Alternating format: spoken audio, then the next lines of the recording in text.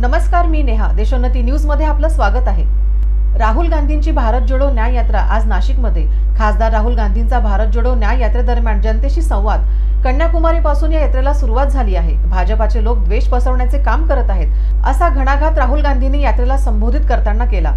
मणिपूर पासून दुसऱ्या टप्प्यात यात्रेला सुरुवात झाली. या यात्रेदरम्यान राहुल गांधी केंद्र सरकारवर जोरदार हल्ला चढवित आहेत. मजदूर, शेतकरी यांच्या विरोधात निर्णय घेतले जात आहे. नरेंद्र मोदी यांनी 20 ते 25 धनदांडग्यांचे 16 लाख कोटी रुपये कर्ज माफ केले. अडाणी सारख्या लोकांचे कर्ज माफ केले.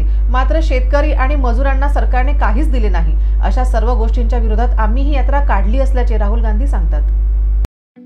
ठळक घडामोडींसाठी देशोन्नती न्यूज चॅनलला सबस्क्राइब करा आणि बेल आयकॉन प्रेस करा. मुंबई, पुणे, नागपूर, मराठवाडा असो का विदर्भ, राजकीय, सामाजिक, शैक्षणिक क्षेत्र असो का क्रीडा, सर्वच घडामोडीचे विश्लेषण पाहायला विसरू नका. फक्त देशोन्नती न्यूजवर.